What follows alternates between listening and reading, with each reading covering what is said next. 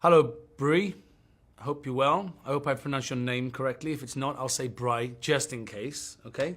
My take on Dracula, is he a hero or a monster? Well, that's a difficult question because, and I'm glad it's a difficult question. I mean, the point of the film was to make you,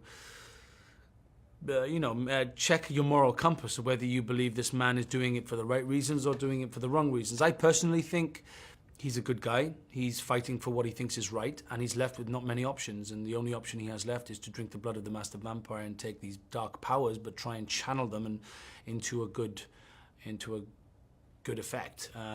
He tries that and he attempts that successfully to a certain level. So he's more of an anti-hero, I guess. But it's up to you. Everybody makes their own decision.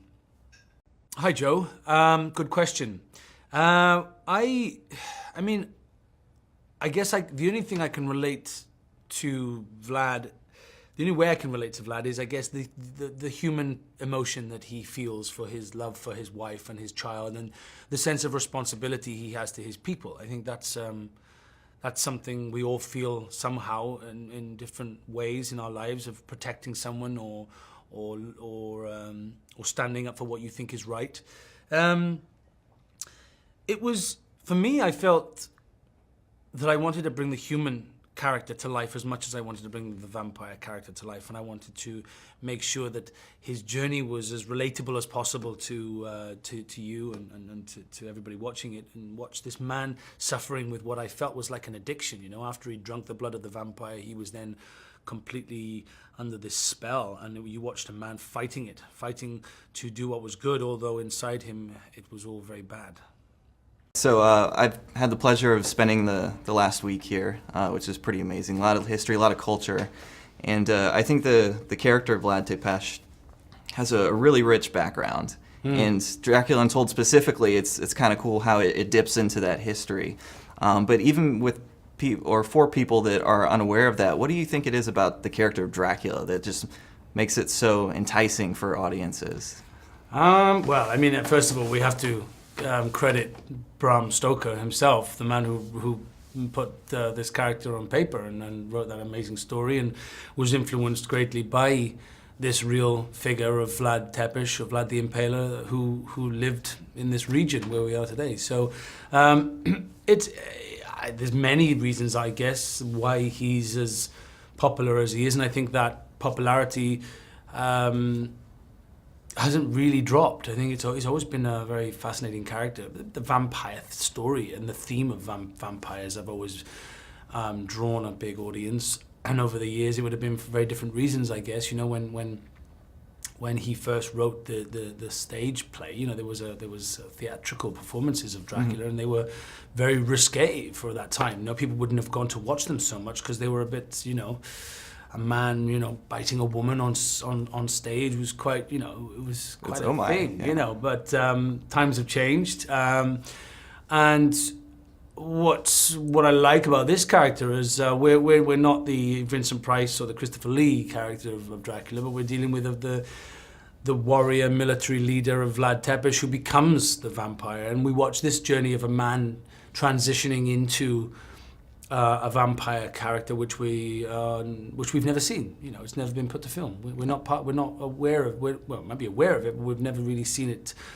done in a film of this size and capacity. So yeah, absolutely. And in that kind of regard, it's almost like a snowball effect, where it's just gaining traction, all this history. Now we're just adding some of the real history into it, and that makes it all that much more enticing. Yeah, and like you said, you know, you've just spent some time here in Bucharest and Romania, which, you know, was Wallachia. This area was Wallachia. Bucharest was right in the middle of it. And you've been to his hometown of Târgoviște and all these wonderful places, which we I don't want to talk brag, about. you know, but yeah. I know you're very lucky. You know, I've never visited any of those places. I was sent straight to Belfast from New Zealand, and straight to a training camp, which I never. So I had no chance to see the real place. And again, I'm here, and I'm not going to get to see it this time, but I'm coming back now. You've all whet my appetite. I think one of the cool aspects of this movie is to see the physicality of Dracula. You know, he's a very suave character, we know this, but in this film we actually see get to get rough, like see his battle skills and play. Right, exactly. I mean, we're so used to seeing the old Dracula, the one that Bram Stoker wrote about 400 years after Vlad died, which is great. But we're so used to seeing this man who floats about and has lived a very quite well coiffed hair and looks like he's lived for many, many hundreds of years. But what was fun about this character was he's a young man, he was Vlad Tepes, who was a very brave, successful military leader of his land and protector of his people. And, he had many war wounds, and scars on his back, which you see in the film before they disappear because of the drinking of the blood. But I like the fact that you were dealing with somebody who could fight.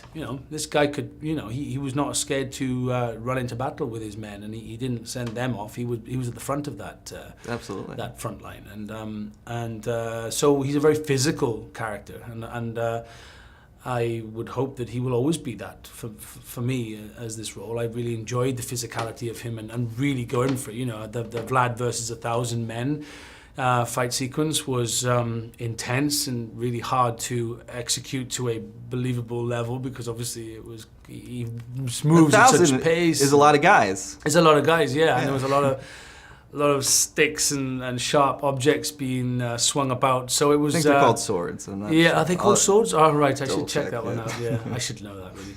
I think there's an extra piece in the bonus features on the DVD, which is coming out, which shows how we created that full fight sequence, and it took weeks. What did you have to do in preparation for the role beforehand, as far as maybe choreography or maybe just getting yourself fit or in shape or anything like that? Well, both of those things became like a daily part of my schedule, really. Before we started shooting, I was there for 4 weeks, I think it was, before we started principal photography. I was training every day with my trainer. Diet was a huge thing, and then I would train in the morning, go to the stunt hangar, which was down by the Titanic Quarter in Belfast, in the docks, and I would train with the stunt team, which were huge, and we would learn the choreography, or a piece of choreography that would be put in the film, and then I would go away, I would have some lunch, and then I'd go back in the afternoon, and we'd redo what we did in the morning, and then add a bit more on, and then we'd stop, and then we'd film it, and then we'd send it to the director, and then in the afternoon, then I would go back to the gym, and then after the gym, I would go to the director, and one of the new cast members might join, and we'd welcome them and say hello, and then Gary and I would sit and go over the script, and that was a full day. Good Lord, I'm a little tired just hearing that. Yeah, well, it was tiring, but it was very fun. You invest a lot of your life. I invested, a big chunk of my 2013 into this film, and I loved every minute of it. It was really, really fun to do that research, do that work, and execute those choreographic pieces to the best of my ability.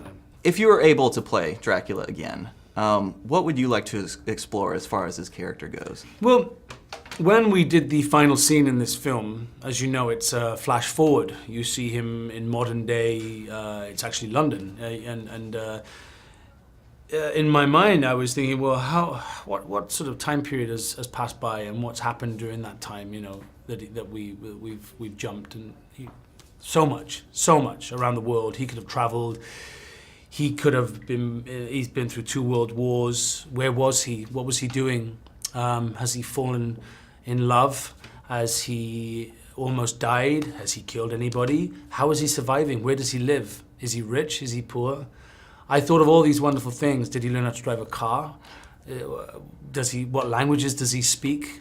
Did he meet any famous character from history? Did he meet Bram Stoker? Did he watch the Bram Stoker story happening? Was he intrigued by watching this writer, inspired by who he was? And did he go to the theatre in Dublin and watch an impersonation of this character? Who knows? I love all this. I love all that. Oh, yeah, it's great little tidbits. There we go. And that's just from the past. What happens in the future? He's an immortal character, and as long as he sticks to the rules in which he's been given, this man's going to live forever. And that's for me, it's a terrifying thought of being so lonely, and moving through time and watching people that you may get to know die, and there's nothing you can do about it. We are going right back to the original source material and to the man, the real human that walked, this land where we're in today in Romania. So it was interesting, and it intrigued me how the writers did a very good job at bringing a factual story and then marrying it cleverly into the vampiric story that we know that was written much later, and also bringing the human to life, not just the vampire. Wanted to make sure that our Dracula, this Dracula, my Dracula, was going to be different from all of those other images, and I think we wanted to make him a warrior. I wanted to show a man who, looked like he's fought, looked like he could fight for his people, and had the scars to show for it. History shows he was a very successful military leader. He was a fighter. He knew strategy and was able to protect his people quite successfully for many years against the invasion of the Turkish Empire, which was basically flooding its way into Europe and then over, and nothing could stop them. He's left his mark in many different ways.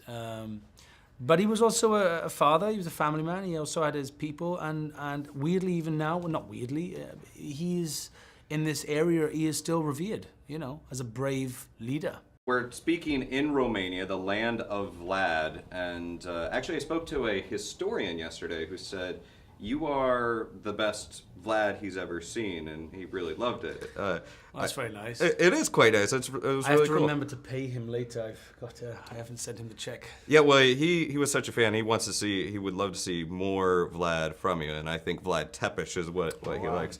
But Could you talk about this unique challenge of crafting a character that is both preserving the authenticity of this historical figure as well as the iconic vampire creation from Bram Stoker? It meant a lot of research on everybody's part. Obviously, the writers had done a good job in putting it all together and mixing the fact with the fiction and allowing us to believe that this man became a vampire somehow. But for me, that's the gift of being an actor and also playing some character that actually lived. There's history, there's books, there's documents, and a lot of documentaries which I got to watch. And as you said, you've been here twice before and done your research about Vlad, and there's a lot of contrasting stories about how ruthless he was, how bloodthirsty he was. Then there's also how brave a warrior he was and how much of a successful military leader he was of this very small country at the bottom of Eastern Europe, just above Bulgaria, which was a prime target for the Turkish Empire, and they stopped them. They stopped them in their tracks for quite a period.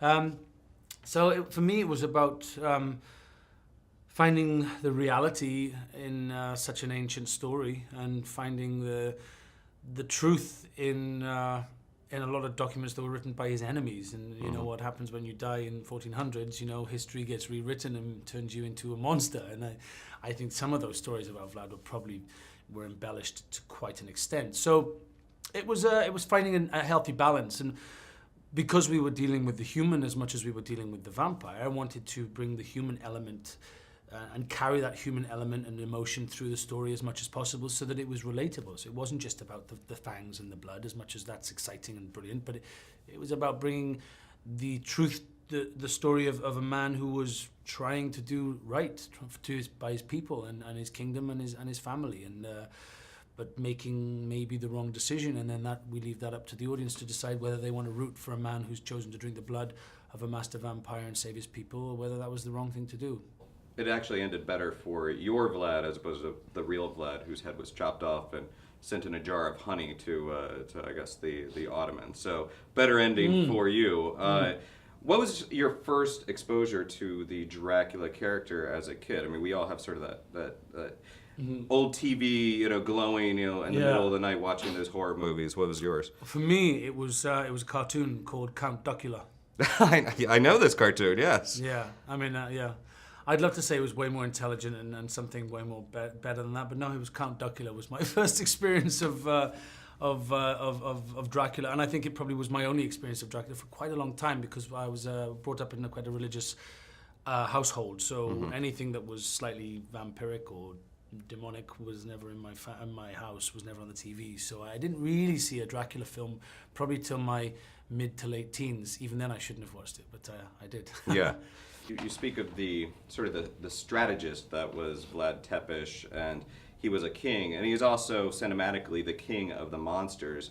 Going forward with this shared Universal Monsters universe, is that something that you think will play out a little bit more? He's a king. He takes the situation by hand and really steps up and rules over things. Do you want to explore that? I don't know. I mean, I don't know. I mean, it's interesting. I mean, I probably think no. I don't think he's the. I mean, he is a king, but I think by the time we meet him at the end of the movie, my movie, you know, it's modern day. That's nearly 600 years later, 500 years something later. So he's far from a king at that point. He's just an anonymous creature walking through time, you know, who can't die and is very lonely. That's what I saw. I didn't see a man thinking I'm still the leader, I'm the king of my country. So I don't know who he will be, and I don't know how he will be presented.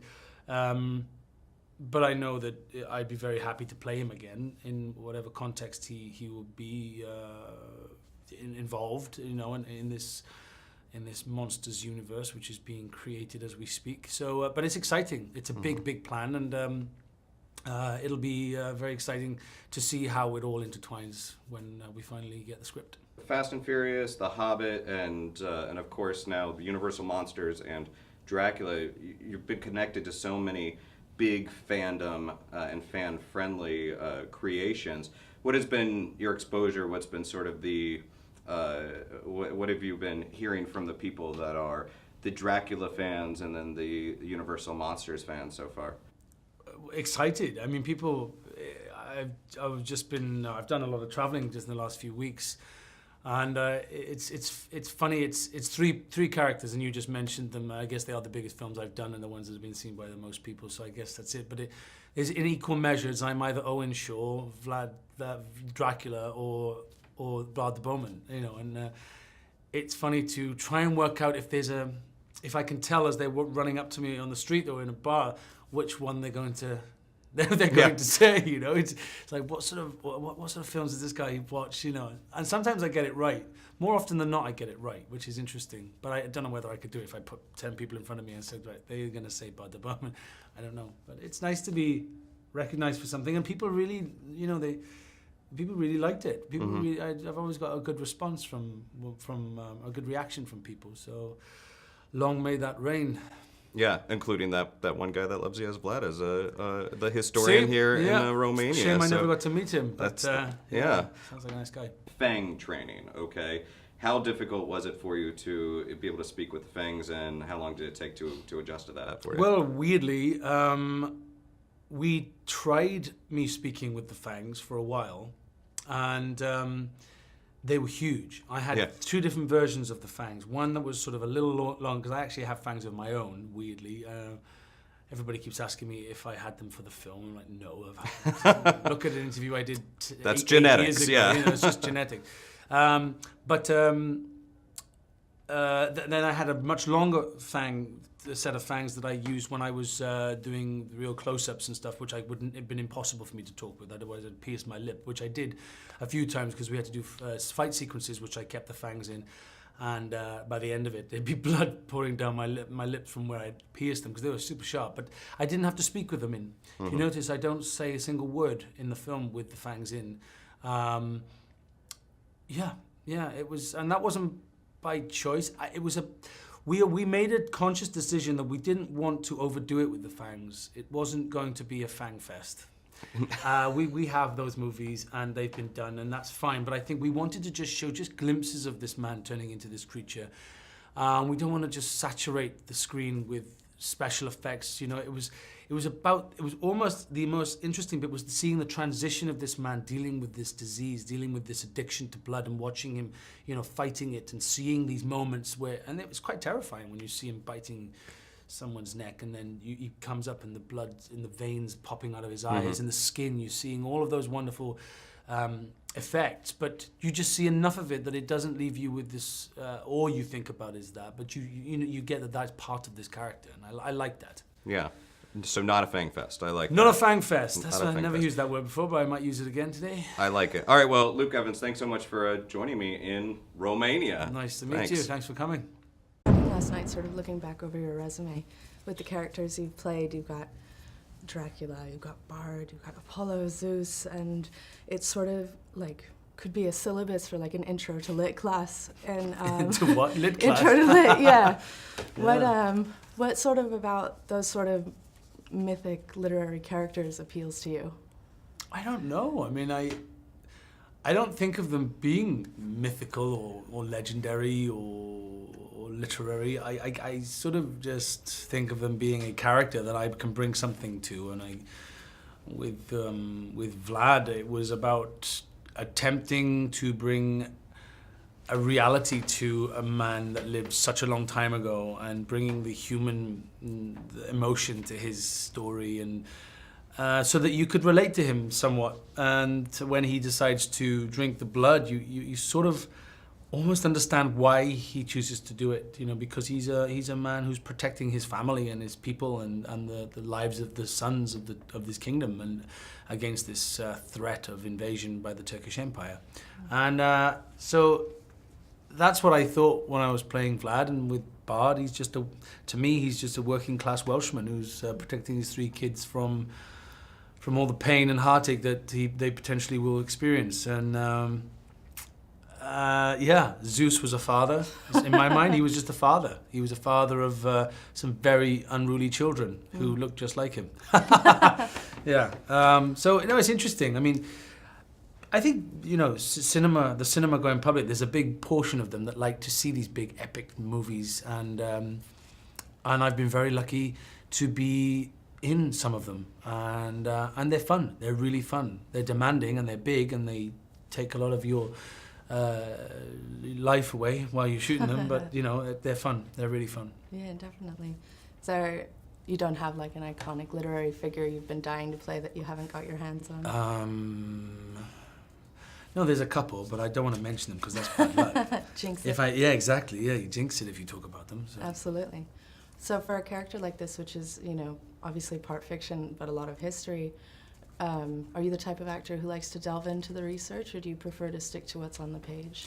No, I love doing research. Sometimes it's easier just to stick to what's on the page, but I think with Vlad, it would have been such a shame to not do some research on such a legendary figure. Somebody who's, you mentioned the name Vlad the Impaler. Most people would know something about him, or how ruthless he was, or what he was famous for doing, even though it was the 1400s. It's a very long time ago. And we're lucky enough to be in Bucharest today, which was right in the center of Wallachia, which doesn't exist anymore, but it was it was a country, and he was the king of it.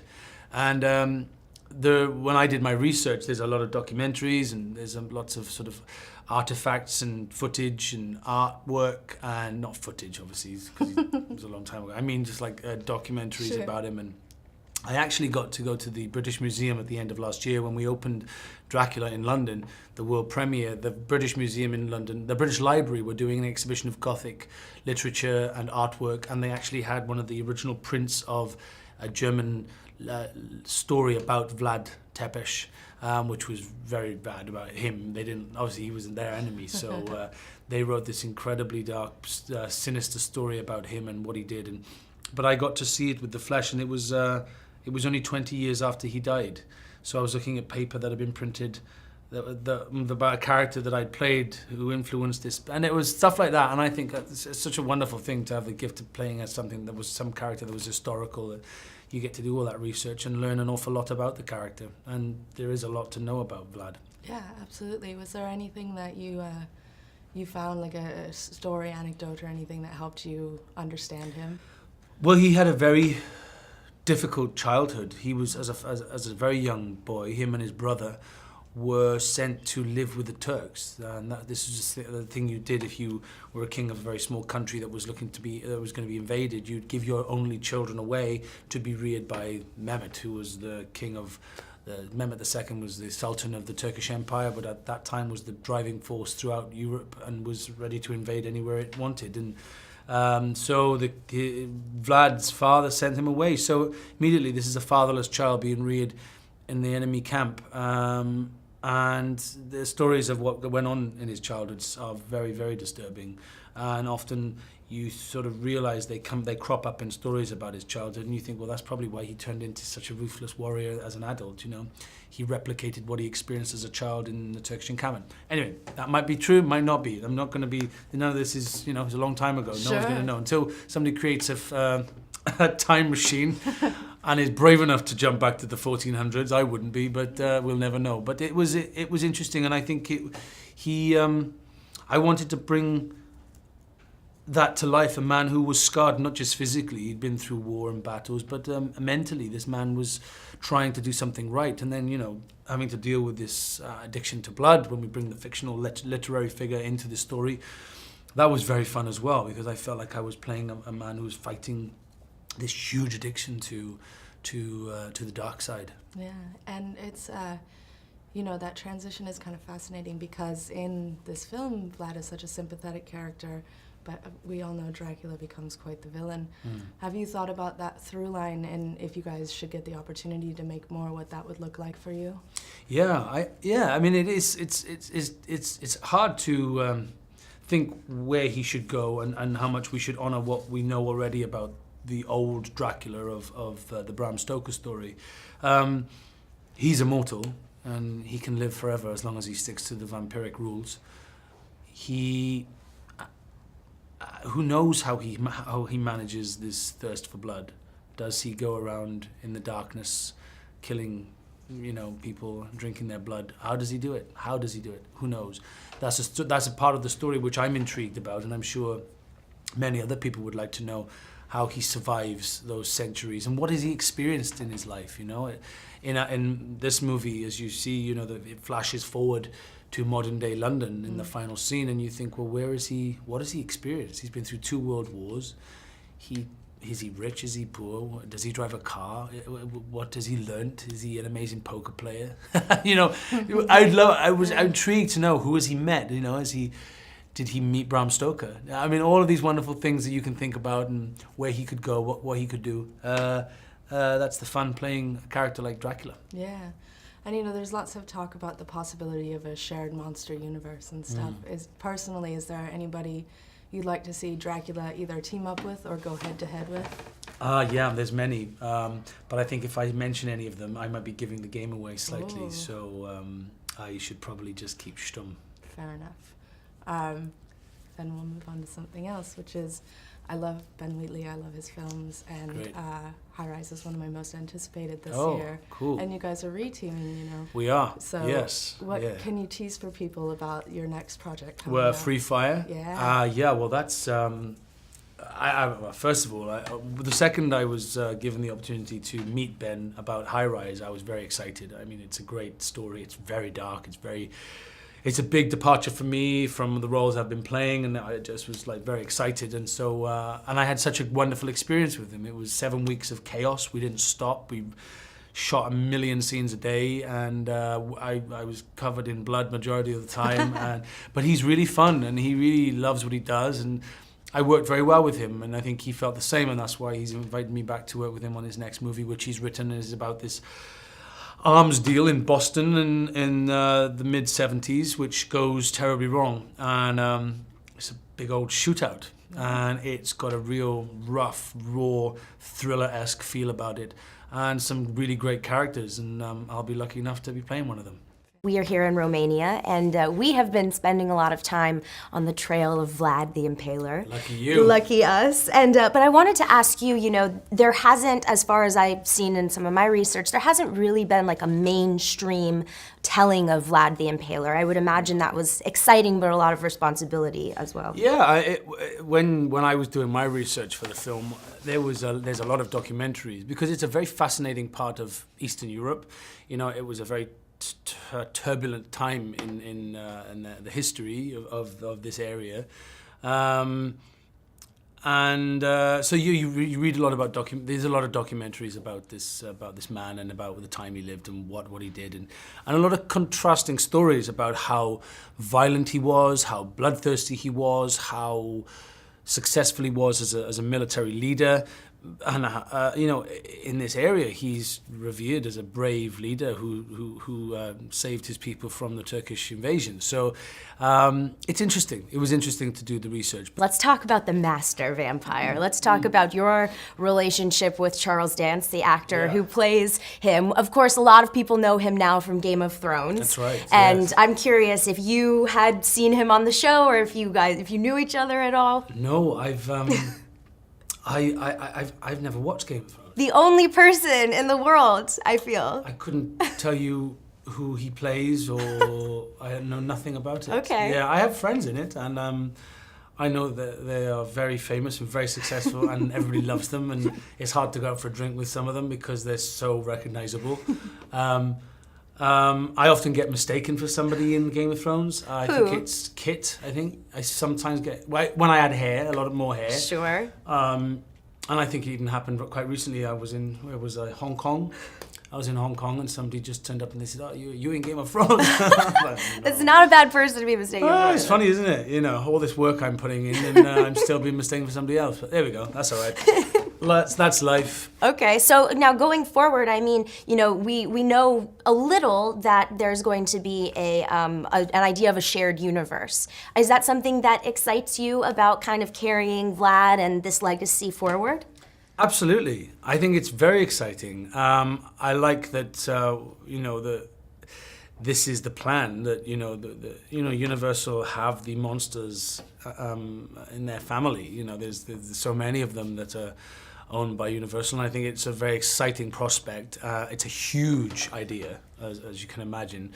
And how they will intertwine with each other is a very complex, strategic thing that is being dealt with somewhere in Hollywood, and writers probably trying to work it all out as we speak, and it's very exciting. And it's nice to think Dracula was the first one that's been brought to life, and he's now alive and kicking and biting and ready for his second installment. If, let's say, you couldn't be Dracula, let's say you had to pick another Universal monster, classic monster, who would you be? What's the one I wouldn't? I know, the Invisible Man. That's the one I'd have to spend the least amount of time in the makeup chair. There you go. I could phone it in. You really could, Yeah, literally. just stay at home. Yeah, on your yeah, iPhone. Yeah.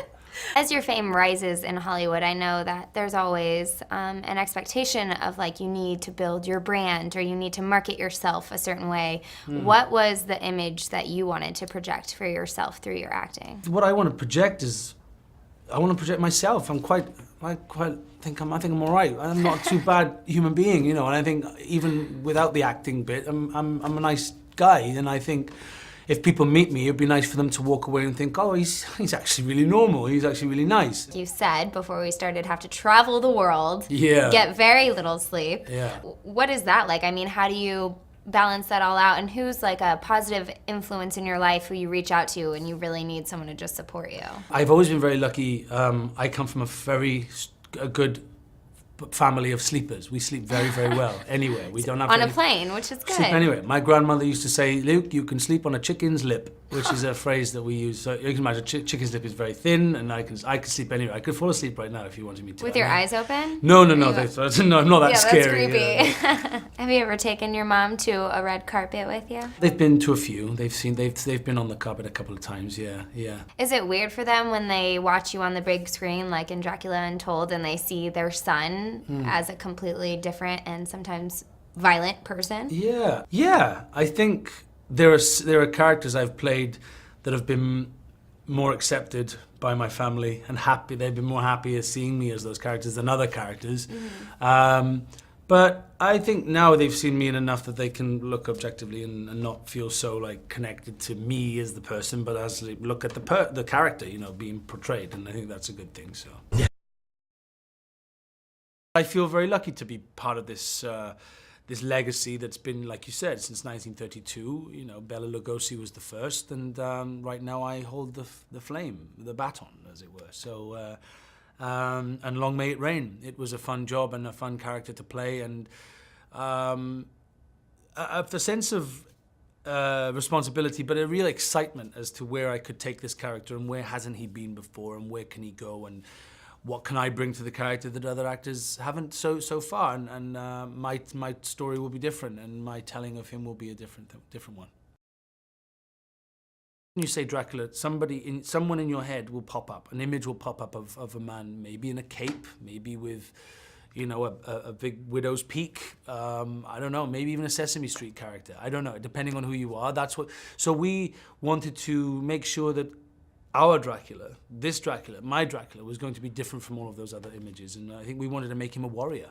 I wanted to show a man who, you know, looked like he's fought, looked like he could fight for his people, and had the scars to show for it. And facially, we wanted to just keep him just normal looking. I mean, the hair was dark and long, and the effect of the transition from human to vampire, you see glimpses of it. We don't bombard you with the image of the vampire. You just see moments of what he looks like once he drinks that blood and the effect that it has. And I liked that. I thought it was a very subtle way of presenting this creature and not sort of saturating you with too much of it and taking you out of the story of this human and this man fighting this want for blood. Working with Charles was one of those bucket list moments for me. He's an amazing actor. He carries himself so. He has such a powerful presence about him, even when he's just Charles Dance. You know, he's a very tall, elegant human being, and perfectly cast as the Master Vampire. And in character, he really brought a real presence, terrifying presence to the set, which was very fun to play against. The great thing about Blu-ray DVDs now is not just because of the high quality and the definition of what you're able to see on screen, but it's also the bonus features, which it's a tool in which we can present deleted scenes, which, believe me, in this film there are many that which took a long time to shoot, and a lot of effort and creativity were put into them, and so finally they will get their moment in the bonus features.